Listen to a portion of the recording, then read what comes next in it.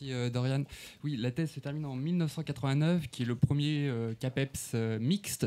Et j'en profite pour signaler un article qui est sorti en décembre dernier sur le genre des concours en EPS dans Carrefour de l'éducation et qui retrace le passage de la séparation à la mixité du CAPEPS depuis 81 jusqu'à nos jours, et puis avec la progressive disparition des femmes parmi les recrutés. Enfin, voilà. Donc une approche quanti sur les chiffres et quali sur les débats politiques. Alors, donc vous l'avez remarqué, le titre de la communication est changé. On est toujours dans les modifications. Alors pour plusieurs raisons. Tout d'abord pour faire écho, voilà, il y a aussi, alors je ne reviendrai pas sur les distinctions méthode naturelle et bertisme qui seront, en tout cas pour ma part, qui seraient pour ma part à creuser. Il y aura quelques limites qui apparaîtront de nouveau. Et l'idée était aussi de retravailler, de faire écho à d'autres communications et de notamment travailler sur la question des silences de l'histoire, celle que Michel Perrault nomme des ombres légères au théâtre de la mémoire, pour reprendre les mots donc, de Michel Perrault, cantonnés aux notes de bas de page ou aux parenthèses dans les écrits du CAPEPS. Alors si le titre a évolué par rapport au projet initial, c'est aussi que le contenu a été modifié, alors resserré plus exactement, et resserré pour répondre à deux questions de l'appel à communication, puisque cette communication avait été retenue pour l'axe 1, l'axe pratique. Et en reprenant l'appel à com, il y a deux questions qui ont particulièrement retenu mon attention, à savoir qu'est-ce qui pousse un individu à choisir d'embrasser une carrière en EPS et comment se construit une personnalité pédagogique. Alors je m'en tiendrai, plutôt que les sources iconographiques, à l'exploitation de sources orales et plus particulièrement à l'analyse d'entretiens enregistrés avec Yvonne Derette née Chapavert. Alors deux remarques là-dessus, tout d'abord pour dire que les sources orales sont prioritaires en effet dans cette présentation, mais elles sont croisées en toile de fond avec d'autres sources, puisque moi j'ai travaillé sur des dossiers de carrière, il y aura des passages de revues qui vont apparaître au détour de la présentation. Et aussi par rapport au nom, Yvonne Derette, en effet, dans un projet de visibilisation, de visibilité, on aurait pu dire pourquoi ne pas commencer par son nom de naissance. Et alors là, je fais écho au travail de Philippe Lejeune qui insiste sur le fait qu'on peut raconter, qu'il faut se remettre dans la perspective qu'on peut raconter une vie autrement que par son déroulé chronologique, et pour chercher le sens que l'acteur, l'interlocuteur ou l'interlocutrice donne au récit. Alors, en l'occurrence, comment une fille qui est née en Chine en 1925 est-elle devenue professeure d'EPS en France, à Calais, après une formation suivie à l'ENSEP de Châtenay-Malabry, entre 1946 et 1948. Comment se construit la professionnalité de cette femme? Alors, femme de, on met bien sûr des guillemets, puis les deux dernières communications seront en effet des communications sur des femmes de. Donc, femme de Jacques Derette, ombre légère face à son mari, qui n'est autre qu'une figure historique de l'EPS, dont nous avons pu apprécier hier une lecture renouvelée de son œuvre. Alors, mon propos, c'est d'essayer d'appréhender le parcours de cette femme professeure d'EPS, ainsi que les manières dont elle incarne, conçoit et pratique son métier. Alors je commencerai par un cheminement, par baliser son cheminement vers l'enseignement de l'EPS, pour ensuite interroger comment elle adhère ou elle résiste au contenu reçu en formation, à l'ordre du genre qui marque le système éducatif et à la sportivisation qui gagne l'éducation physique scolaire dans le second XXe siècle. Alors tout d'abord sur le choix de l'enseignement, puisque devenir enseignant ou enseignante dans l'imaginaire collectif est une vocation. Le terme est souvent mobilisé, donc ce choix relèverait d'une évidente destinée, d'un appel naturel pour le métier et d'une révélation individuelle. Alors, les travaux en histoire et en sociologie de l'éducation, du sport et des groupes professionnels invitent plutôt à considérer la fabrique de la vocation et considèrent l'orientation comme un fait social. Et un fait social dont les mécanismes et les conditions peuvent être interrogés. Alors, le choix de l'enseignement peut désigner du coup un processus où se noue le milieu familial, le parcours scolaire et des socialisations secondaires, et c'est ce que je vais essayer de faire dans ce premier temps. Alors, nous sommes le 19 janvier 1925 à la concession française de Shanghai, et Yvonne Derette naît. Alors, son père est percepteur et sa mère, à l'époque, au foyer, gère le personnel de maison. Donc, en Chine, la vie de cette famille est plutôt une vie aisée. Ils détiennent des chevaux, les promenades en voiture sont régulières. Et Yvonne, revenant sur ce temps, donc décrit des années de bonheur et surtout ainsi sur la danse qui participe de son épanouissement. Et à l'école, eh bien, elle pratique la rythmique, la rythmique comme toutes les petites filles de la concession, nous dit-elle. Alors la rythmique qui est emblématique de l'éducation physique jusqu'à la fin des années 50, je fais référence au travail de Jean-Marc Lémonnier, qui valorise le contrôle de soi dans le but de former des corps dociles et esthétiques. Et le goût d'Yvonne Dorette pour la danse, pour le corps dansé, pour les activités dansées, s'ancre dans cette école de la différenciation, l'école de la différenciation des sexes, où la grâce et la modération façonnent les corps féminins. Alors, il reste que cette enfance dans un milieu favorisé, doublée d'une socialisation aux normes de féminité, ne dure qu'un temps, puisque la famille va rapidement, en raison des conflits chinois qui se préparent, être amenée à rentrer en France.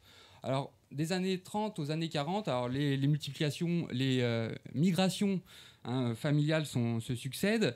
Yvonne Dorette nous dit, pas le temps de se faire des amis. Et heureusement, elle a son frère âgé de 2 ans, plus âgé qu'elle de 2 années, avec qui elle vit une jeunesse active, trépidante, jamais assise. Elle dit, il est monté sur un socle de statue, je suis monté sur un socle de statue, il a un vélo, j'ai un vélo. Et en tout cas, elle transgresse avec lui les assignations de genre, en tout cas à l'extérieur de l'école, en investissant des pratiques physiques plutôt dynamiques, dans le sens où son frère représente pour elle un modèle identificatoire qui supplante le cadre de l'ordre sexuel. Et cette quête de liberté que Yvonne Dorette incorpore dans les manières d'agir ne s'épanouit pas seulement dans sa relation fraternelle. Alors si on voulait creuser, on pourrait remonter jusqu'aux grands-parents, puisque cette quête de liberté est le miroir d'une tradition familiale.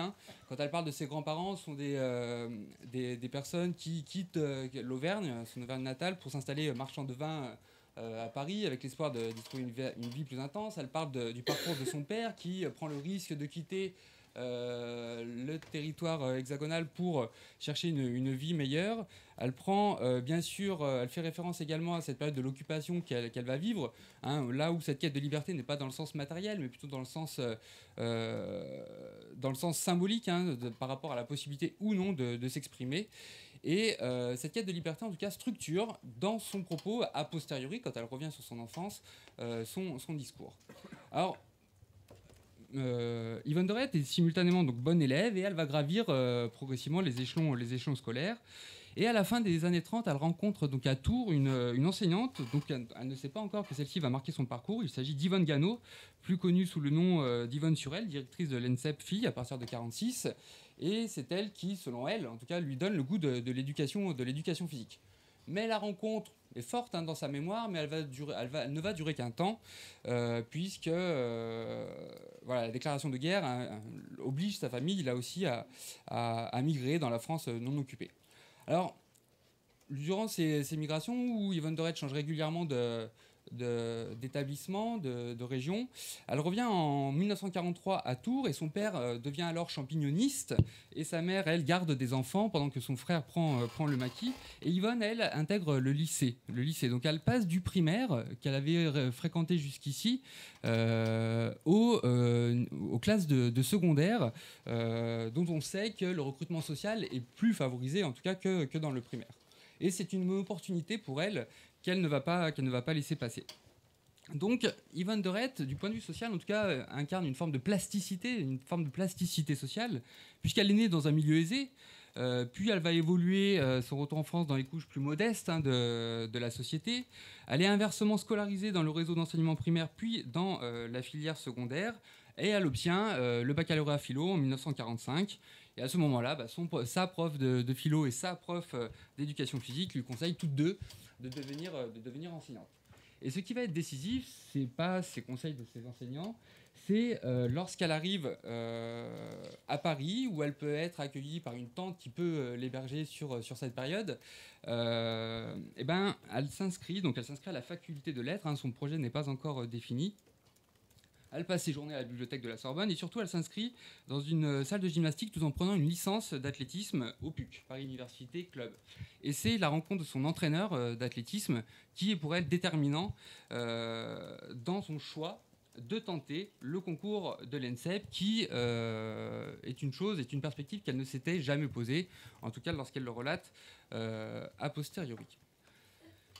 Donc Yvonne de Rett est confiante vis-à-vis de son niveau scolaire, elle a le bac pour tenter ce concours à l'ENSEP, mais elle est simultanément consciente de ses lacunes sportives. Et elle est surprise d'être admise, et elle arrive parmi les dernières de sa promotion. Les autres filles sont plutôt des sportives, nous dit-elle. Elles sont très nombreuses, comme elle, plutôt frêles, plutôt dans l'exercice de la danse, puisque à part la danse, elle, durant sa jeunesse, voilà, elle n'avait jamais pratiqué au niveau fédéral. Et cela est d'ailleurs confirmé par les fiches de recrutement sur lesquelles j'avais pu travailler dans le cadre de ma thèse.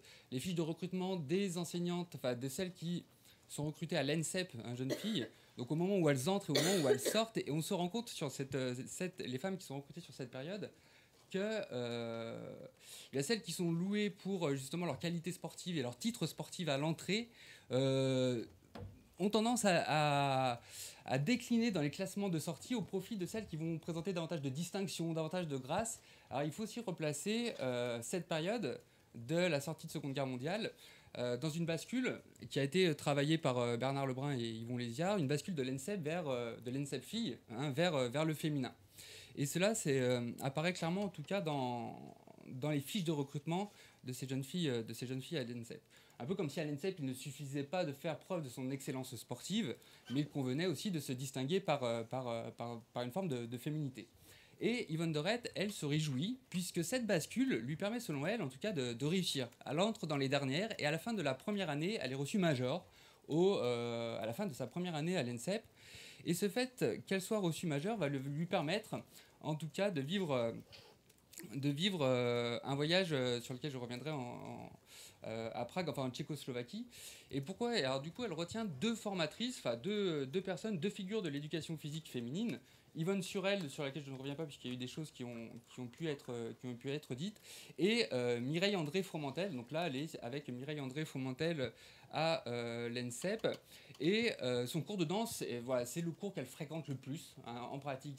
Elle délaisse les activités sportives qu'elle conçoit comme des moments de perfectionnement sportif plus que des moments préparatoires à l'enseignement. Elle n'aime guère les cours de préparation de méthode naturelle ou des cours de pédagogie. En tout cas, elle passe son temps avec Mireille André Fromentel dans son cours de danse qui l'ouvre, alors qu'elle a vécu jusqu'à présent plutôt des danses cadrées, qui l'ouvre sur ce que Karine Erard soulignait également ce matin, un espace de création. Elle dit nous mettait des musiques variées, on était plutôt dans de l'improvisation, on était plutôt dans une danse expressive, une danse libre. Elle pratique par ailleurs à Paris les cours sur les conseils de Mireille André Fromentel, les cours de Malkovski, elle cite Janine Solane. Donc voilà, toutes ces autres formes de danse plus expressives, moins cadrées que la rythmique, comme ce qu'elle avait pu vivre depuis le plus jeune âge. Donc, c'est selon elle cela qui lui permet, en tout cas, de progresser et puis de réussir et d'être reçu majeur. Et ce fait ce classement lui permet, comme 10 autres jeunes filles de l'ENSEP filles et les 10 autres jeunes gens de l'ENSEP garçons, de vivre, d'être invités à passer un mois en Tchécoslovaquie durant l'été 1947. Alors, vous avez compris que le mot hébertisme ne conviendrait probablement pas. Je reprends les termes ici d'Yvonne de Rett. C'était le projet de discussion initiale, mais qui est remis à plus tard. Mais en tout cas, ce qu'elle se souvient de ce stage en Tchécoslovaquie, bon, on ne sait pas, cette démonstration sur plateau qu'elle réalise sans grande volonté. Ce qui va être marquant pour elle, c'est la rencontre de Jacques de Rett, qu'elle ne connaissait pas jusqu'à présent. On peut s'arrêter un instant quand même sur cette image pour dire que c'est une photo qui disposée en trois espaces. Au fond, on voit ce grand rideau d'arbres. Au milieu, de manière assez éloignée, une poutre d'équilibre et devant une grande carrière. Alors sur cette grande carrière, une équipe de 10 filles de l'ENSEP de Châtenay-Malabry qui sont groupées par deux, l'une devant l'autre. Yvonne de Rett est dans le troisième couple, elle est derrière avec le short blanc. Et au fond, on voit des garçons de l'ENSEP Jeunes Gens, et celui qui se trouve à l'extrémité droite, hein, short blanc, torse nu, et Jacques Dorette, son futur époux qu'elle ignore à ce moment-là. Alors, il faut savoir que les filles, voilà, vraiment ne se connaissent, enfin, selon Yvonne Dorette, ne se connaissent pas à ce moment-là. C'est les garçons qui vont transgresser la séparation dans le train du retour en venant dans le wagon des filles, qui va permettre la rencontre. Mais au-delà de cette description, on peut s'interroger sur la création, la diffusion et la réception de cette photographie. L'idée initiale, c'est qu'est-ce que nous dévoile une photographie? Finalement, elle ne nous dévoile pas grand-chose, hein, parce que pour Yvonne Dorette, hein, quand elle parle de cette image, hein, ni les athlètes, ni les gymnastes, encore moins les danseuses, étions fiers de présenter ces mouvements qui nous semblaient être des jeux pour jeunes enfants. Alors, ça ne nous dit pas grand-chose, mais ça nous dit sur les pratiques, en tout cas, et sur ce que l'on peut, enfin, ça nous dit un peu sur ce que l'on peut retenir ou pas d'une formation, hein, qui peut mettre en débat cela, mais ça nous en dit davantage sur une volonté d'Yvonne Surel à cette période. Et là, je renvoie au travail d'Éric Levé-Labrie, qui le montre bien, dans sa thèse, de valoriser l'ENSEP jeune fille à l'international. Et c'est vrai que quand on croise cette photographie aussi avec les notes techniques de l'ENSEP, on voit que sur cette période 46, 47, 48, eh bien, il y a des comptes rendus très réguliers d'un compte rendu de voyage en Bulgarie, compte rendu de voyage en URSS, compte rendu de voyage en Norvège, en Suède, en Tchécoslovaquie, dont il est fait écho. Également, les jeunes Tchèques viennent ensuite, durant la fin de l'été 47, en France pour découvrir les méthodes qui sont celles exercées en France. Donc voilà, l'idée étant d'augmenter à l'international l'aura de l'ENSEP jeune fille.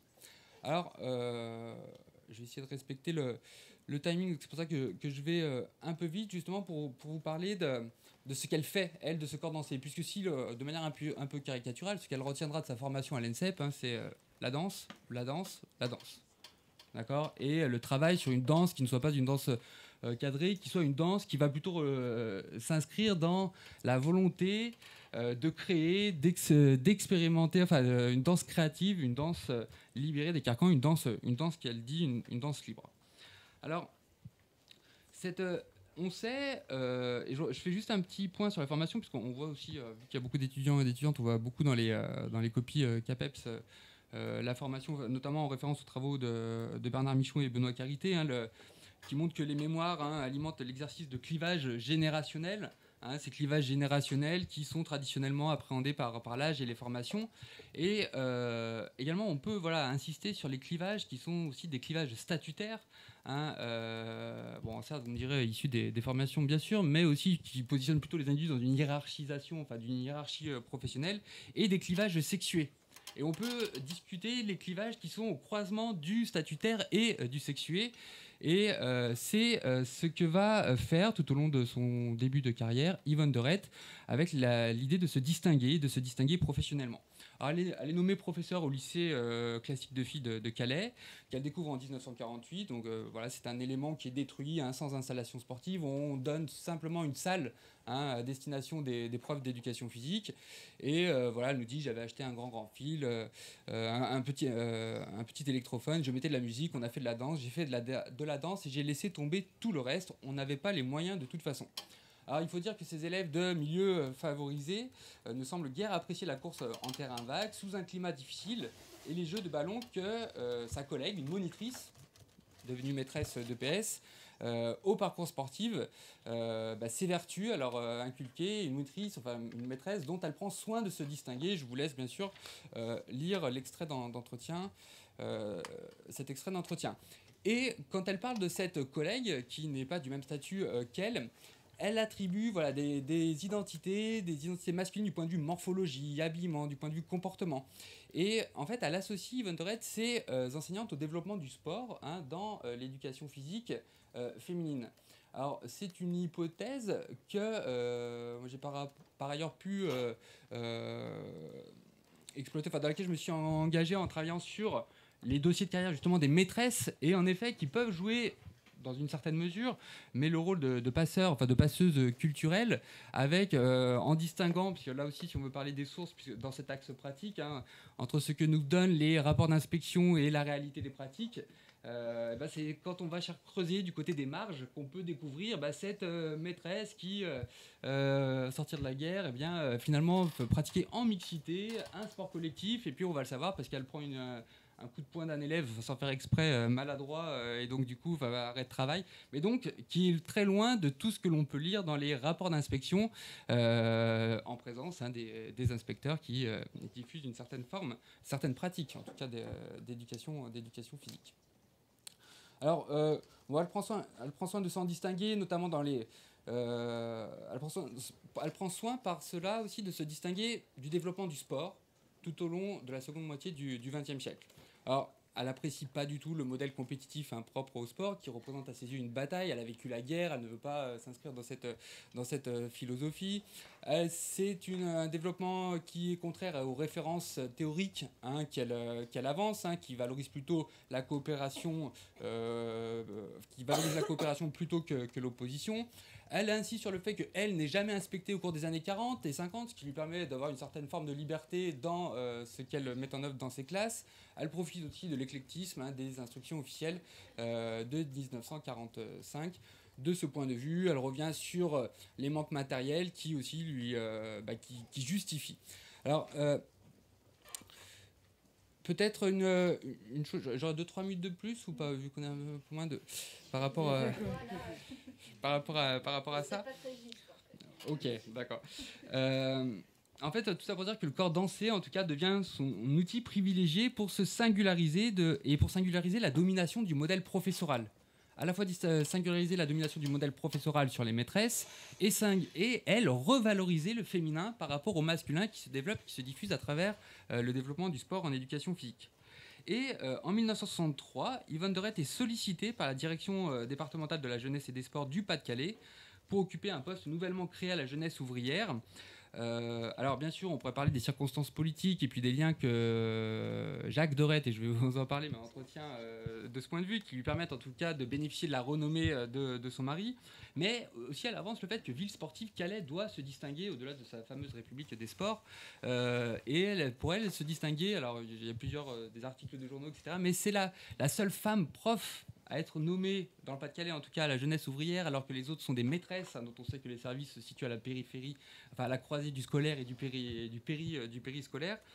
3 ans plus tard, elle est nommée CPD, conseillère pédagogique départementale, et elle va avoir sous sa responsabilité des équipes de CPC, conseillers pédagogiques de circonscription, qui sont exclusivement des hommes, et c'est elle qui dirige l'orientation de cela. Alors certes, elle passera de l'élémentaire aux écoles maternelles, mais tout au long de ses missions en tant que CPD, conseillère pédagogique départementale, elle entreprendra une lutte assez intense face à l'USEP, l'Union nationale du sport, l'USEP, enfin le sport scolaire dans le premier degré. Voilà. Alors, se distinguer également familialement.